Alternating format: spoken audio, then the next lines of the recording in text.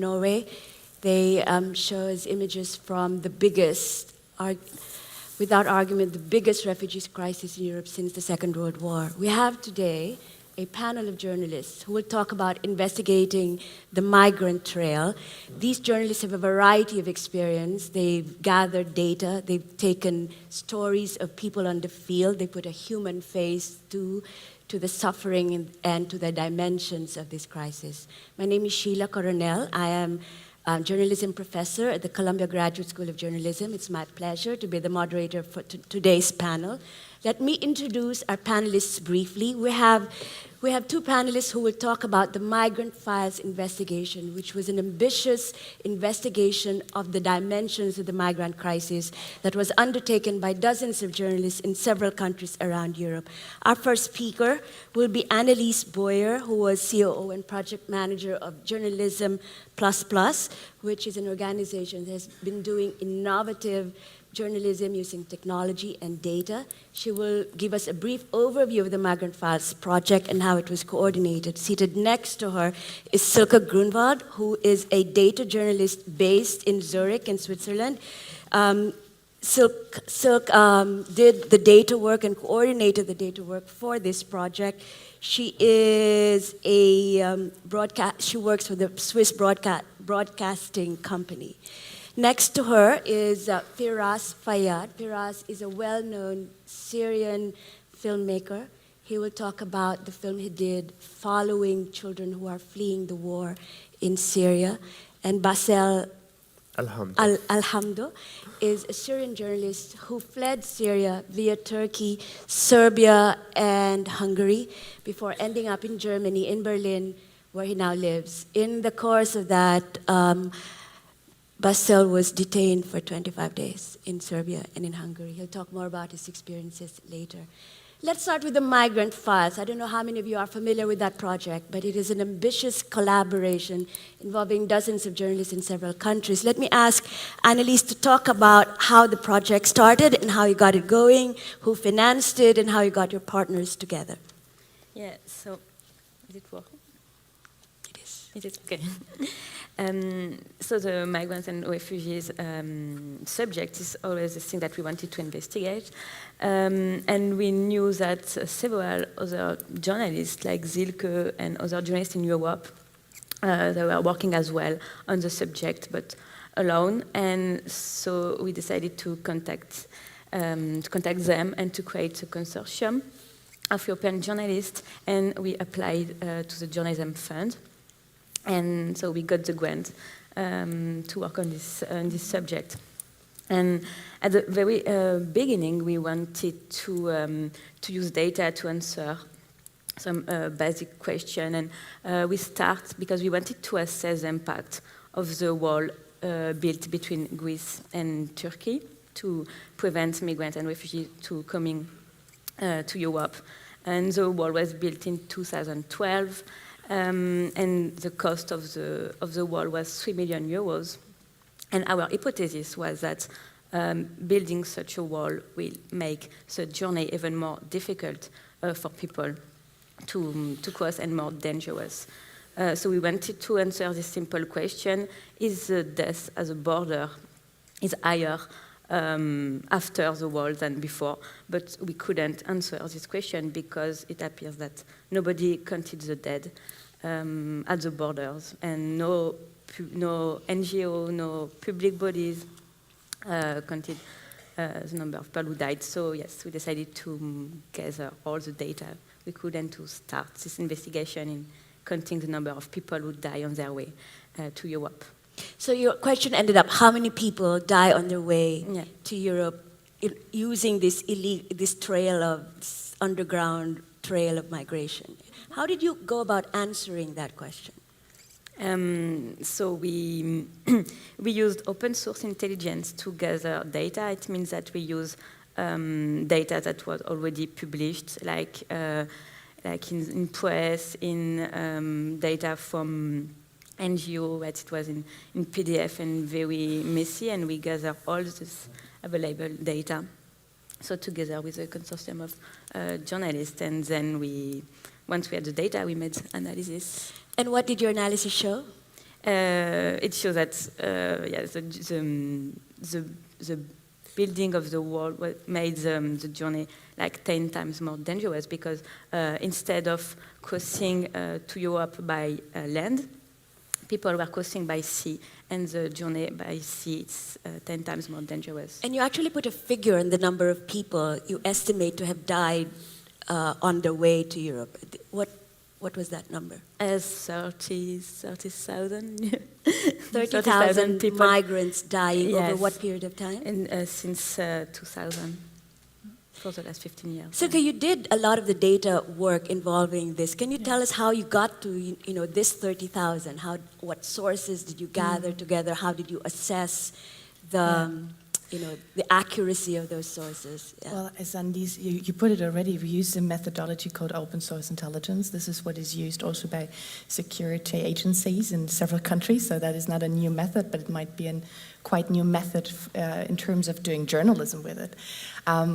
Why we needed to set up a consortium was because we wanted to count the figures all across Europe, and not for myself, for example, I'm not able to speak Polish, so we would need a contact in Poland to get people on board. And what we did, actually, we distributed tasks to our colleagues in the several European countries to actually collect that data that has been publicly available, whether it was by governments, whether it was published by NGOs, so on and so forth. And it was up to us, reporters on site, to gather information in the respective country or in the respective region, and then deliver the results back to Journalism++, where we actually did the whole consolidation, and then worked very closely with a statistical professor based in Bologna and his students to verify the data. As Anne-Lise, you put it already, it's a rough estimation, because if a person, for example, goes in a boat and he drowns and he never gets washed ashore on our shore, you will never find that body, thus you cannot count. Thus it's a very rough estimation, nevertheless it's good that we did it.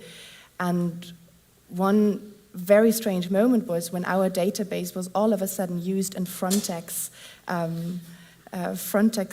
reports, using our data as sort of a reference, because that's what we expected would have been their job to do it, but now the reference to us, same accounts for the International Organization of Migration. So this database is in use, and you all are very welcome to use and reuse the data to accompany your reports. Can you tell them where to find that data? It's the migrantsfiles.com website. The migrantfiles.com. Yes, and that's in English, and if you're interested in German, please feel free to contact me, or we will hand you over to our respective colleagues in the region. So, Anne-Lise, you worked with 16 news organizations and working in 13 languages. Tell us how that was like. Actually, it's like it's project management. Like it can be in any organization. What is new, it's like to apply project management to journalism. But it's the same process. The most important thing is to keep everyone informed and everyone on the same level of information. So we used basic tools like Skype and Trello to communicate. And for this investigation especially, the second most important thing is to work with structured data. And because of the journalists, they contributed with data, and as opposed to plain text, and it allowed us to make sense of what dozens of journalists contributed very quickly. So how did you do this? Did you say, we want this information, you wanted categories of information? Can you describe that? Yeah. Well, basically, we wrote down a methodology how to actually do the reporting or structure the reporting process. And in the end, you would have a spreadsheet with columns and cells that were pretty much clear to everyone how to fill them in. Nevertheless, the verification process, and I think that's one of the most important things that has to happen during that reporting process, that did happen with you guys at Journalism++ in cooperation with that statistics professor to actually verify what all the colleagues did gather and collect. So did you verify each of the 30,000 deaths to make sure that? No, they were well, accurate? what happened in the respective region is actually that you have a 4 to 6 eye principle, so that you are quite safe with what you send off anyways, and then of course it's statistical checking and cross-checking. Right. So there was a second phase of this project, right? So it was classic follow the money Yes. technique. Can you tell us about that? So what the team did was first they gathered the number of 30,000 cases of migrants dying, and then they moved forward after the successful collaboration to continue working on the project with that financial angle. How did that come about, Anne-Lise? Yeah, because we wanted to know in details how those Fortress Europe policies work. And it appears that even though these policies are over 20 years old now, our governments, they had no idea how much they cost. So yes, we wanted to figure it out, and we revealed that as a European taxpayer, we pay like €1 billion per year to finance this policy and to keep people out, which is huge. How did you get those numbers? It was basically for the same principle again. We used open source intelligence to collect information that has already been pre-published. But also we did interviews on the ground. For example, we had a team of Danish colleagues who did go to Istanbul and did research on the ground and collected information firsthand and very updated information there, which we then also combined in sort of a portrait of that one person that they did interview to contrast it with Fabrice Légaré, the leader of Frontex. So out of this very document and data-driven approach, we actually could put a face to the story. Yeah, and also we wanted to follow the money, because we cannot just say that just countries are building walls around their borders. It's as well because these policies are very pushed and influenced by private companies that make billion euros with these policies, and to know the power of relationship and who benefits of it, we needed to follow the money and to track it. When you say open sources, did this include sources that you asked from the government using freedom of information laws? As well. Yeah. As and how cooperative were governments in providing you this information? It depends on the country that you're doing it, apparently. For my part, Switzerland was, it's a tiny country, and we have a quite good contact there, and we did get the information that we wanted without doing a FOIA request. Germany was different, so there were several FOIA requests. Same accounts for other colleagues in the region, but that as well was coordinated by the respective team in the respective region. Yeah. So generally, the governments were forthcoming with the information that you wanted. Not really, I would say. For me, I had a lucky case, or I got a lucky punch, sort of. But for most of the information, from government side, it was tough, and it's still ongoing. It's not resolved yet in any case. We made freedom of information request, and at the end, we get mostly all the data we wanted, but it takes months to have it. Yeah. Okay, last question for both of you. What was the main lesson you learned about doing cross-border projects from this investigation? That it's absolutely necessary to work as a consortium across Europe in that form. I think we did that very successfully. We didn't lose anyone on the way besides one colleague that recently died, which is of course very sad. But I think those two projects of the Migrants Files, they do show that we need to do more reporting in that kind of way to cover stories across Europe, across language barriers. Yes, I would say that project management is the key of such an investigation, because you really need to coordinate people. It's not just journalists working alone. We really need to work together and to share information and structure information. So each news organization produced stories from the data, is that correct? Yes. There was no central story that was carried by everyone else? What we always do for our website, migrantsfiles.com, we do produce sort of text, like a main text at least, or several main texts so that we could spread, and that we could at least pass on to the English-speaking media. But besides that, it's up to the respective media house to decide on which angle they would like to report on. But we have an analysis at the European level, so with all the data. Right. That's what is on the website. And then each journalist of each country has all the data and can make their own investigation precisely on their country. Okay. So I want to move on to our two other panelists here who've looked at the other side of this equation, from mainly the human side, and looking at the impact of this crisis on children and families.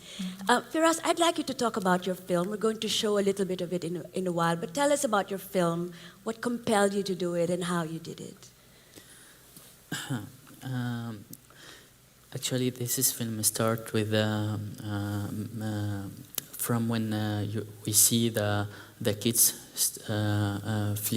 fled from Syria to Turkey, and starting to watch them all in the street.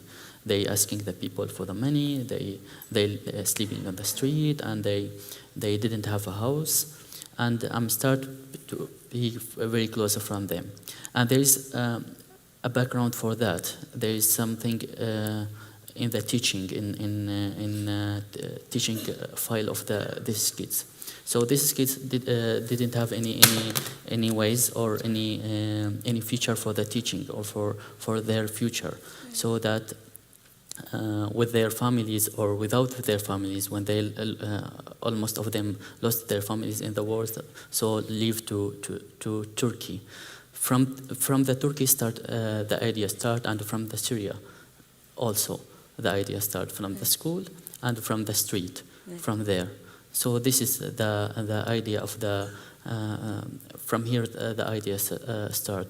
Then the films start trying to tell the story about these kids, why they left Syria with their family, without their family, and where their family, and what behind all this is big mass from the migrants. Trying to search about the reason, and then how's the humanity side of the Europe, and how they see their future, or is right what's as their imagination, or that will be in opposition of what they image for what they exception. So this is. We'll show you an excerpt from Firas's film. Can we show it now, please? It's a short excerpt on the children who migrate to Europe.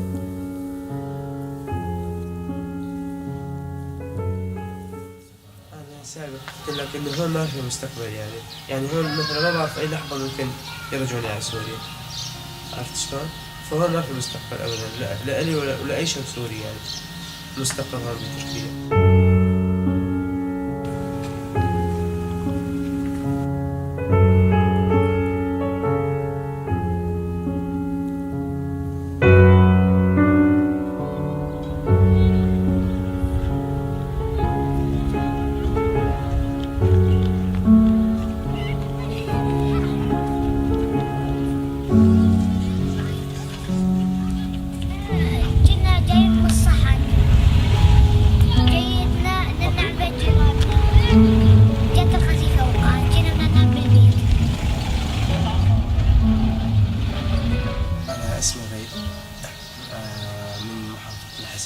أنا عمري 15 سنة. هلا أنا وقت طلعت يعني كثير واجهت صعوبات، طلعت اجيت على تركيا، يعني كان في العسكر التركي، وكان يعني عم يضرب الناس، شفت أكثر من واحد يعني عم يضرب في نسوان، يعني صار يتفشى بيرجع لسوريا يعني.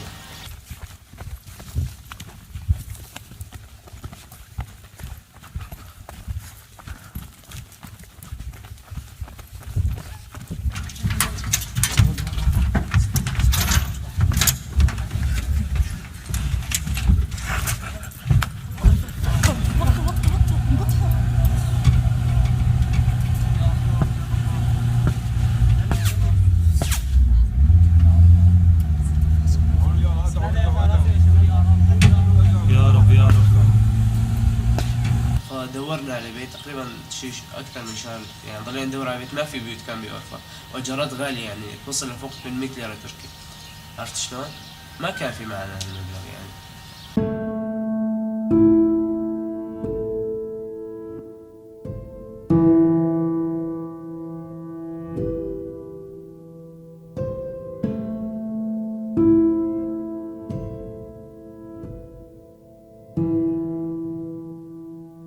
حرب سوريا وقتل ودمر، هربنا من بيتنا راح، أرضنا راح، كل شيء بنملكه راح، في عنا كان أراضي راحت، عنا بيت طابقين كمان راح، وأخذنا بيت بحماة كمان هنيك يقتلوا عالم ويعزلوا عالم، كمان جينا لهون وبدنا نطلع هلق على ألمانيا، بدنا نستقر هنيك بإذن الله وبدنا نشوف عيشتنا، بدنا نأسس حياة جديدة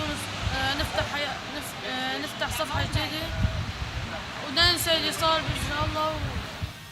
بتخيل اني يعني راح نكون شيء 500 600 شخص في باخرة، يعني طولها تقريبا 90 متر.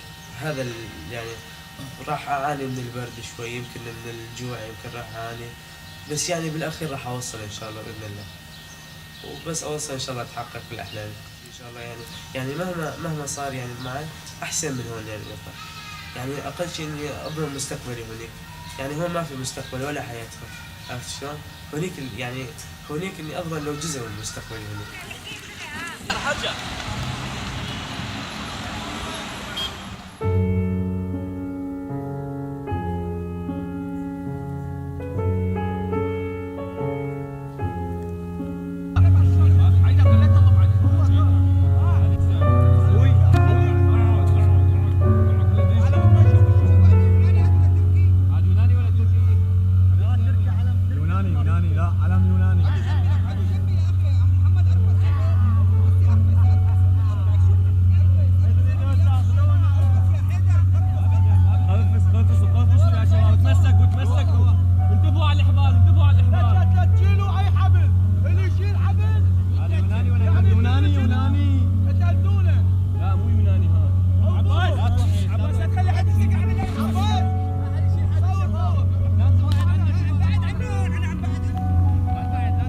لا اطلع خليك ماشي عادي.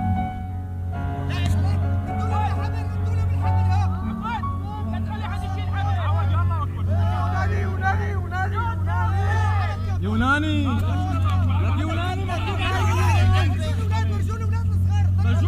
لك يوناني بعرفك عندنا جنبي رجعات شباب.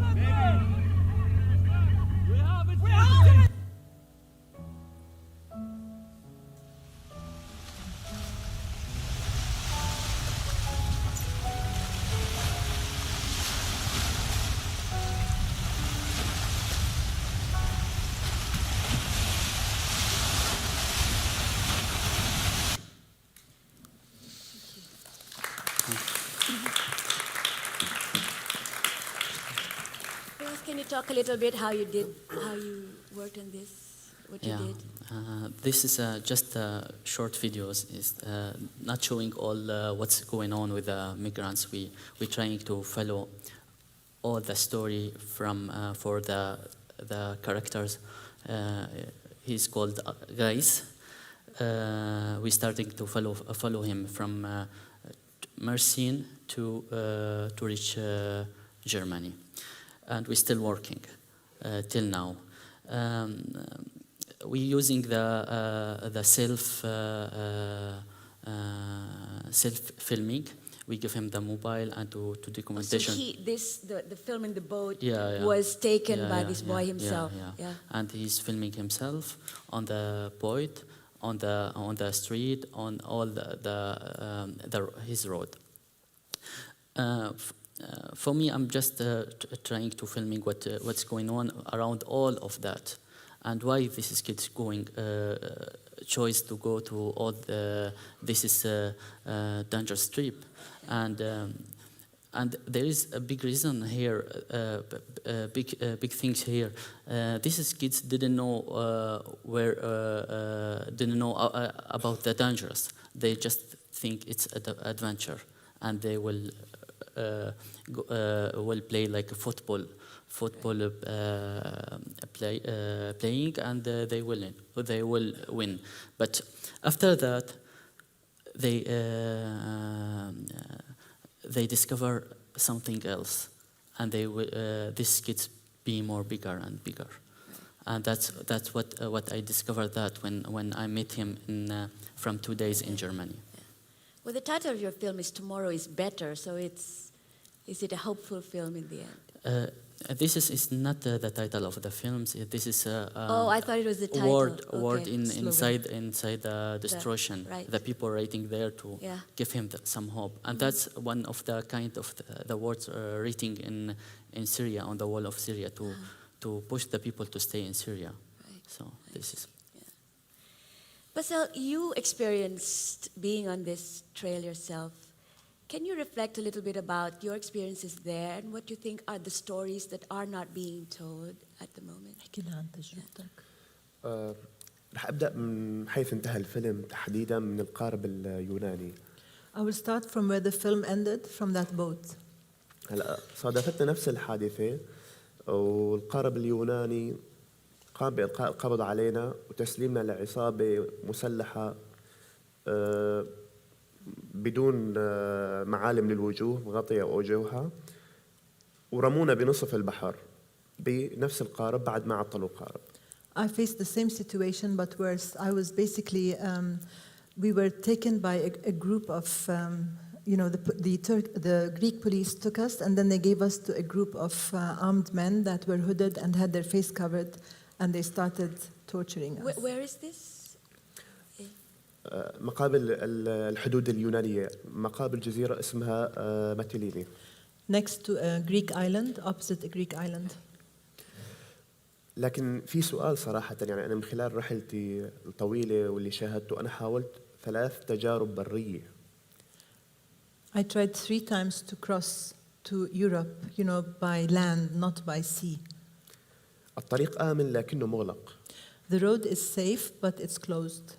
إذن هناك من يريد أن يغلق طريق ويفتح طريق آخر، ربما لتظهر هذه المعاناة لأسباب نجهلها. We don't know why some people are closing the road and some people are leaving it open as if they want to show the suffering for some reason. بإمكانهم أن يهاجروا بطريقة آمنة، لكن لماذا يغلق طريق بري آمن ويفتح طريق خطر؟ هذا ما لم أعلم. They could immigrate in a much safer way, so why are they closing the road in front of all these refugees? طبعا الرحلة استمرت تقريبا بين الحدود اليونانية والتركية، استمرت نحو 3 ساعات، كانت خطيرة للغاية، لكن أعتقد بالنسبة لآخرين وبالنسبة لعائلات وبالنسبة لأطفال صغار السن ربما كانت ليست خطيرة فقط، كانت مميتة. هناك من كان يموت بالبرد وليس بالغرق. Crossing from Turkey to Greece took around 3 hours. It was a very dangerous trip, but for me it was nothing compared to the danger that's facing families and children. Some people are dying. They're dying from lack of food. They're dying from the cold weather. So what I went through is nothing compared to what these people are going through. ذهبت سيرا على الأقدام من اليونان إلى مقدونيا إلى صربيا، لكن اعتقلت من قبل الجيش الهنغاري في هنغاريا، واعتقلت هناك لمدة 20 يوم. I went by foot from Greece to Macedonia and then to Serbia, and then I ended up in Hungary, and there I was arrested for 20 days by the police. قلت للبوليس آنذاك عندما اعتقلني وشاهدت تقريبا أكثر من 100 شخص في غرفة ربما 8 أمتار ب7 أمتار أنها تشبه المعتقلات الجماعية في الحرب العالمية الثانية. We were put in a room that was 8 by 7 meters long and wide. It was 100 people. We were tucked there, and it looked like, the detention centers of the World War II. ثم أعادوني إلى صربيا وحبست هناك لمدة 5 أيام. They sent me back to Serbia, and I was jailed there for 5 days. عندما خرجت من تركيا كان وزني 93 كيلو. When I left Turkey, I was 93 kilos in weight. عندما وصلت ألمانيا كان وزني 78 كيلو. I was 78 kilograms when I reached to Germany. قضينا 25 يوما في السجن بين هنغاريا وصربيا، نأكل الخبز ونشرب ماء فقط. 25 days in jail in Serbia and Hungary, and I was only eating bread and water. حتى هم لا يقدمون الطعام. They don't even give us food. ثم وصلت إلى برلين في الرابع من الشهر السادس يوليو تموز. July 4th, I got to Berlin. في الرابع من الشهر السادس. Okay, June 4th, I got to Berlin. ومن هناك بدأت رحلة معاناة جديدة في الحقيقة. There started a new journey of suffering. شاهدت العديد من السوريين من يملكون الشهادات العالية جالسون بدون عمل. I saw thousands of Syrians with no jobs. وشاهدت الكثير من الصحفيين المحترفين أيضا جالسون بدون عمل. I also met a lot of professional colleagues that don't have jobs anymore. العديد منهم أصابهم أمراض نفسية. Some of them have severe psychological illnesses as a result of the situation. هذه مشكلة أخرى أيضا يجب احتوائها. This is another problem we have to look at and try to solve, the psychological impact of this journey on people. هناك العديد من الصحفيين المحترفين ينتظرون الفرص، ينتظرون أن يستغلوا ما فاتهم. There are lots of professional journalists among this group of refugees that has ended up in Germany, and they're looking at opportunities. Firaz, you are based in Istanbul and you go back and forth between Turkey and Syria. Can you tell us, what stories there are there that, are not being told at the moment? I show what's going on the Turkish border. Right. If you heard the sound of the bullet when the Turkish and the snipers shoot the people, and this is a people why left Syria because they didn't have a hope. And they didn't. They have two choices. Even one of this is choices to be to die inside Syria, and the other choice is to live up in a safe place. So this is what I show in the small videos. So the Turkish police has closed the border from the start election on Turkey till now. And the people didn't have a way to go to Turkey. Just that they have to smuggle. A lot of them shooting on the border. I'd like to open it up to, we have a few more minutes, to questions from the floor. I believe we have microphones somewhere. Is there, yes, I see you there. Yes, please. There you go. Hello, my name is Tuomas Kerkkänen from Finnish Broadcasting Company. Also, I'm specialized on this migrant issue for a few next months. I'd like to know, what are you going to do next? What kind of data you are collecting right now, and what could be the next stories? What are you going to do next for the Migrant Files? What's next? For now, we are keeping the database updated, which is very long work, and we don't have any other investigation plan on the subject, but if you have any idea, you can come to see us. Yes, please share ideas and thoughts. But I think one important topic was raised by you, Basil, already. How to, it's not a question of measuring, but how to manage the psychological trauma that people are experiencing, not only coming from a war zone, but through their whole travel to Europe and the experience then in Europe. That is something that we would like to look into. It's a thought of how to do it. And then again, it would be a story to start with from a cross-European point of view, because Hungary might be different than Switzerland, for example, and Switzerland might be difficult than Finland. Yeah. Yes, at the back, please. Yeah. Thank you. My name is Wahyu. I'm from Indonesia. First of all, I'd like to applaud both of your projects. It's really interesting and impressive. My question is directed to the Migrant Files team. Can you elaborate on why do you choose to use open source intelligence as your first step in gathering the data? What is the strength of this software, and what is the other option you have on the table when you have to decide which software to use in the beginning? And secondly, can you elaborate the detective.io that you also use as your database? What is the strength and what is the other option? Thank you. First, we use open source intelligence, opposed to journalism on the ground, because it's obvious it would have been very more long, expensive to, I don't know, you have to go in the country and to count the number of people in the malls. But we also try to use automatic tools to analyze the word in the press, and to automatically insert and transform plain text from news report into a database. It's a tool, I don't remember the name of the tool, but it's a tool developed by the Uni of Helsinki. Mm-hmm.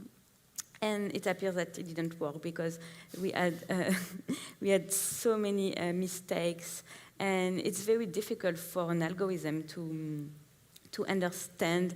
For instance, in the news report, the journalist can say this amount of people die on this event, and it remembered us this event last year, and it's always like that. So a robot cannot know which event are we talking about. So it was a lot, too many. So you had to do it by hand? Yeah. You had to read it, so there was no automation. They got all of these documents from NGOs, from news reports, talking about the deaths of migrants.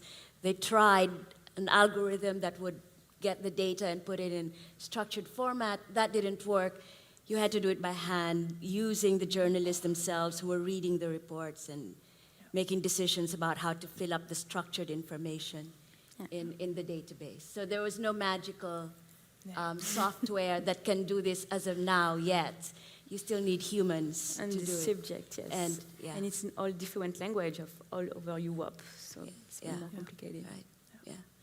My question is, going back, how did you cross-check the information? How do you know that what's in a news report or an NGO report is accurate?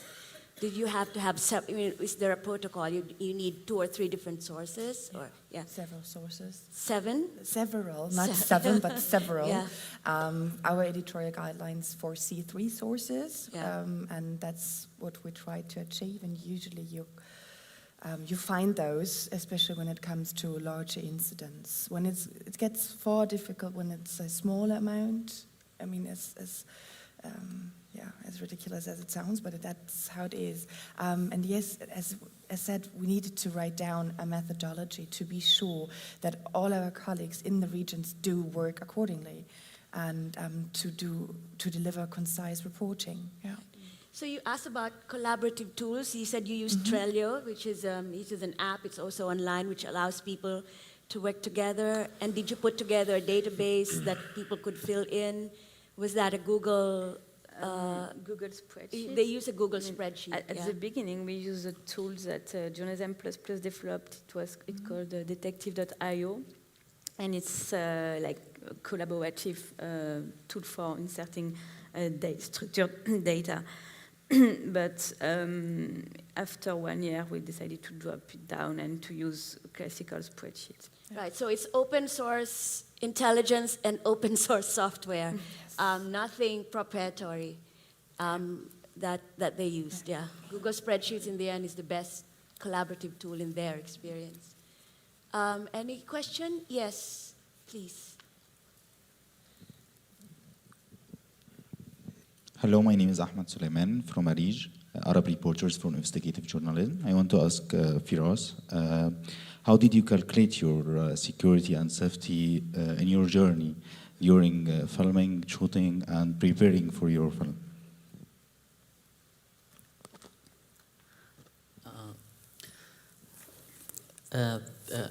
Almost of this is footage we're showing on these small videos. I'm starting to teaching the kids how's they filming and how's to be safe when they documentation that. That's for 2 reasons. The first reason was to tell the truth by their point of views, not as a journalist who follow him and to tell in subjective.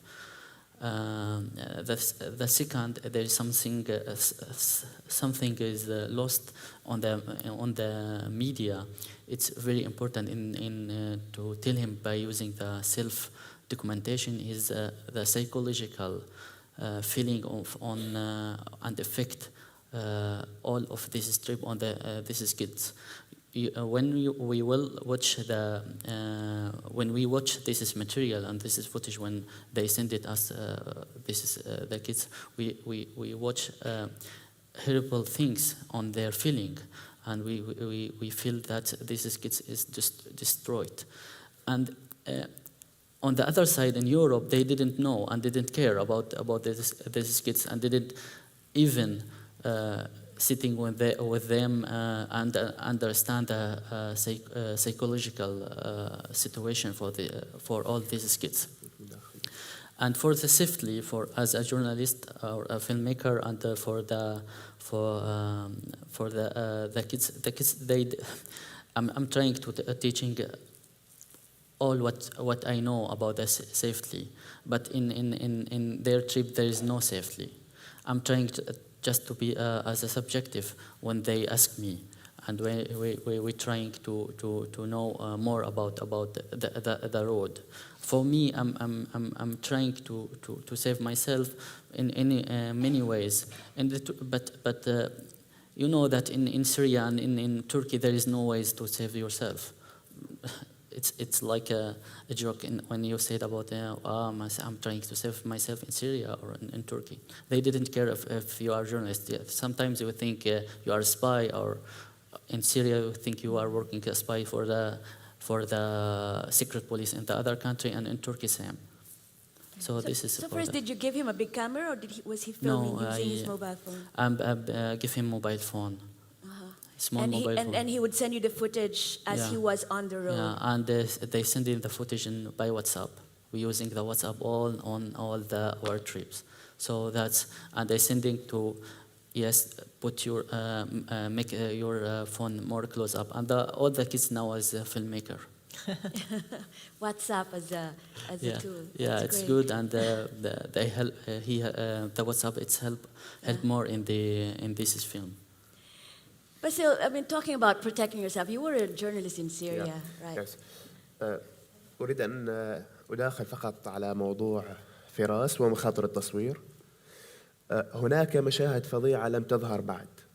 في السجون يتم إزالة جميع الملابس من الإنسان وتفرغ كل جيوبه من وسائل الاتصال. هناك فظائع تحدث، وتحديداً في السجون الهنغارية والصربية. There are lots of manifestations that have not been told. I'd like to say that very soon you are going to be seeing footage of what is happening to these refugees inside the Hungarian and Serbian jails, where people are basically stripped naked and everything they have is taken away from them. هناك المعاناة الحقيقية. There is the real suffering. اللاجئون يسجنون في صربيا في أقبية تحت الأرض. Refugees in Serbia are jailed in underground vaults. وفي هنغاريا يرسلون إلى معتقلات بعيدة لا تعلم أين هي، لأنك تذهب بدون يضعون رباط على العينين حتى لا تعلم أين أنت تذهب. In Serbia, as a refugee, they blindfold you and then they send you to their detention centers so that you don't know where you're going. على سبيل المثال أهلي فقدوا الاتصال بي لمدة 20 يوما. For example, my family couldn't get in touch with me for 20 days. هم ظنوا أنني مت. They thought I died. لكن المعاملة تختلف كليا عندما تصل إلى النمسا وألمانيا. But the way they treat you changes dramatically when you get to Germany or to Austria. بغض النظر عن معاملة البوليس، معاملة الشعوب في النمسا وألمانيا تختلف كليا وكأنك تذهب إلى عالم آخر. It's like going to another planet. The German people and the Austrian people have been extremely kind to us, apart from a few incidents with the police. Good. Did I see other hands that were being raised here? Yes, please. Yes, the lady over there. Testing. Thank you for your sharing. I'm Tristan from Hong Kong. Yeah, I would like to ask a question about the money trial projects. It is said that the human smuggler or human smuggling in those unrested areas is a big business. So I'm wondering if there is way to try to estimate the money that goes from the refugees to those human smugglers? Thank Right. you. Another follow the money question. This is like how much money is being made out of this migration trail? The people who do the human smuggling business and all of that. Is there any estimate of? Yes, that's what we try to assess in the second part of our investigation. So follow the money. The first was what do us as an open taxpayer do we pay for these policies, and what the migrant and refugee paid to come to Europe. And yes, it's the same process. We gather data from testimony, news report, and what people say they pay to cross, and according to different way they use to come to Europe.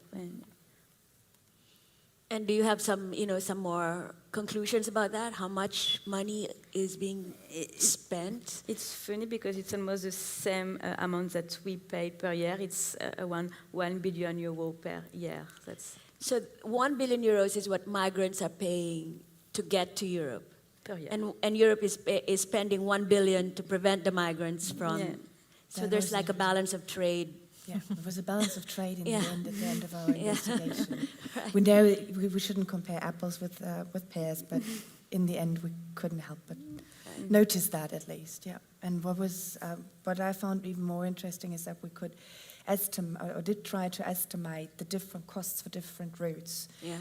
But this is only sort of a snapshot because we know that those routes they do change. As you say in the movie, once a road is closed, a road or a route, there is a different route, and maybe this is not a road, but then it's going via water, so on and so forth. So it was a snapshot that we were able to manage to do for June 2015. By now, things might have changed. So you arrived at that calculation by showing how much it costs through different routes and multiplying it by the number of migrants you estimate to have used those routes. And you came to 1 billion over what period of time? The last 15 years. For the last 15 years. And that's also 1 billion for the last 15 years that Yes, the EU has spent. Our starting year is always the year 2000. Right, yeah. From your own experience, how much does it cost to get to Europe? Yeah. ما جنيته خلال عملي حوالي 7 سنوات وضعته في رحلتي إلى هنا. 7 years of my work as a journalist I spent on that trip to get to Germany. تقريبا 7,000 يورو. Around 7,000 euros I had to pay. نعم، لكن سأتحدث عن موضوع العلاقة بين السماسرة. يعني صراحة أنا شاهدت أمور هناك تواطؤ أو ربما هناك تعاون بين السماسرة وحكومات الدول التي يمر عبرها اللاجئين. I'd like to talk about the relationship between the governments and the official apparatuses of the countries which are crossed by refugees and these middlemen or these profiteers. السماسرة يقومون بشراء الطرقات من ضباط في هذه الحكومات. So these mafias basically that smuggle people are buying roads from the governments and the police officers in those countries. So they block that road for this trail, for that smuggler. أصبحت الأموال التي تدرها أزمة اللاجئين في سوريا بمثابة السياحة ودعم الاقتصاد الوطني لدول المرور. It's become like a tourism, a new revenue of tourism, the refugee tourism. And it's really supporting the local governments, the police, and everybody involved in that trade. لكن السؤال هنا لماذا لا تتعاون الدول الأوروبية في إخراج اللاجئين بشكل آمن؟ The question here is why don't the European governments cooperate together to take the refugees out in a safer way? أنا على سبيل المثال تقدمت إلى الاتحاد الدولي للصحفيين لكي أخرج بطريقة آمنة. I, for example, approached the International Federation for Journalists to try and find a safe exit for myself. رغم أنني أحمل بطاقة الاتحاد الدولي للصحفيين وأنا عضو فيه. I'm a member in the International Federation and I hold their card. ومن شروط العضوية أن يقوم الاتحاد بحمايتي. One of the main conditions of that membership is that the federation should protect me. لكني لم أجد رد. I did not find any response to my request for assistance. فاضطرت للخروج بتلك الرحلة. Hence, I decided to go on this boat. There's really an inadequate response, I think, from journalism organizations trying to get journalists out of these countries. And it's often very difficult considering there are so many refugees out there. Why, I believe Reporters Sans Frontières is helping journalists get visas to go to France. And is that the case? I think it's not in general. Right. There is some situation for that. If he have someone supported him, Right. they will do that. But if they are a journalist didn't have a support, no, they will not. Like what's happened with Basil and with a lot of my colleagues. They go by the sea, and some of my colleagues now their families killed under the bombing, and they now in dangerous. Maybe today or tomorrow, maybe will something happen with them. So and they trying to flee from ISIS or from Al Qaeda or from all this is true, and from the regime. So far, there's no organized response to helping journalists get out of those countries or out of those third countries where they are seeking refuge at the moment. No, there is no, not in general. Some situation, But as we said. That is a very individual involvement very and individual. engagement Yeah. of certain people helping colleagues that they know, for example. But there is no general There's a solution to question that. from the back there. Okay, yes, from here. Sorry, I was not looking there. Yes, please. I am Hoda Zakaria, Egyptian journalist from Arij. I have two questions for Basil and Firas. The first one for Firas, I want to know why did you decide to not cover children's faces? The second one to Basil, what is the security plan before starting your investigation? Thanks. Did you understand that? No. Can you speak closer to the microphone, please? It's hard for us. The first question to Firas, why did you decide not to cover faces of children? And the second one to Basil, what is your security plan before starting your investigation? So why did you decide to cover children, Firas? I was working on the story about the children, teaching the children in Syria with Arij. About the teaching in the ISIS school and the Syrian regime school, and it's talk about 8 to 9 months for working and for collect the data and the numbers and what's going on with the kids. The reason was the teaching and the schools there. And because these kids didn't have any ways or any hope for continue their school, and they seeking about continue their school. So a lot of them was going to take a teaching in ISIS school or Syrian regime school in extreme teaching. It's not a normal teaching as you know. And almost of them they left this school and run away. So this is the part was this is what the reason to continue, because these kids is already affected by the extremes teaching. So there is a psychological things behind it behind these kids. So I'm continue that to know what's going on with these kids, and what maybe Europe, their hope and their dreams to arrive to Europe, what will happen with them. And for me, I've discovered from the following these kids, there is no hope for these kids because they're sitting for 6 and 8 months. In all the countries, Germany, Norway, and all the countries, they're sitting in the camp and waiting. They just they say some doctors they make a test for their health, but in psychological things there is a destroyed for these people, for these kids. They watch something horrible. Than more what's going on in the Second World War. So that's the reason.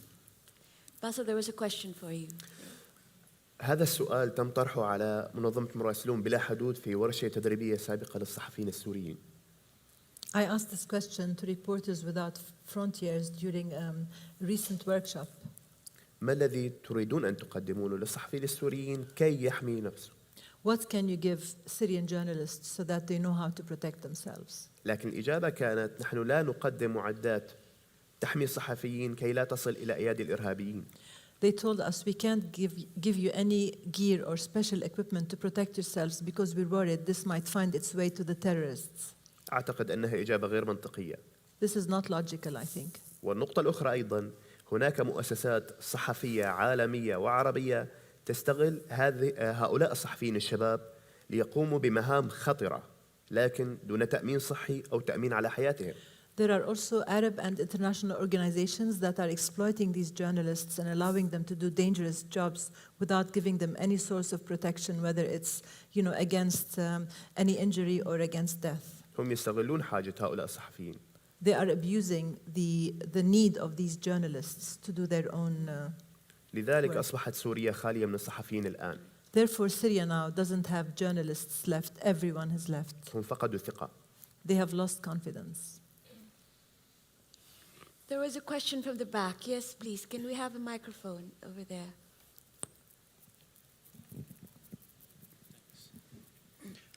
Mustafa Kharbouch from AMG, the Moroccan Association on Investigation Journalists.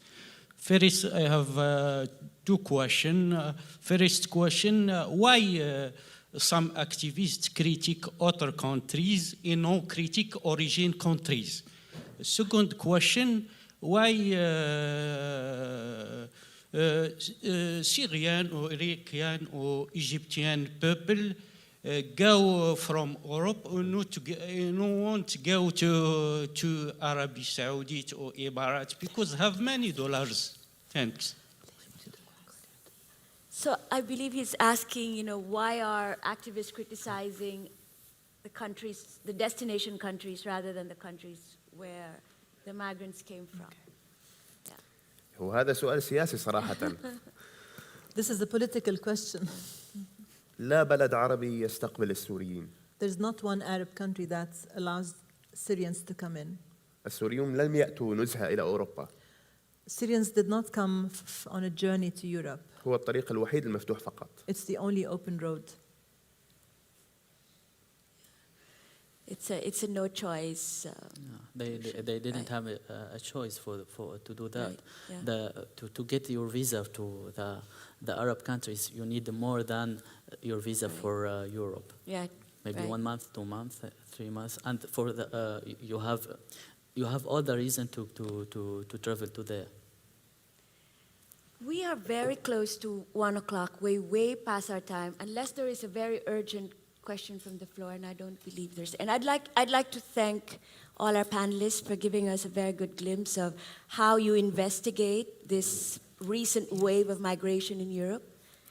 I'd Yes? just like to say something. I think this is a great opportunity for journalists in Germany, in every European country that has, a new wave This is of Rana migrants. Sabag. By the way, she's the director of the Arab Investigative Journalism Association. Yeah. But I think, it's very important for you as host countries now to work with the Syrian journalists or the Arab journalists that are part of these communities, because these are your keys to the local communities.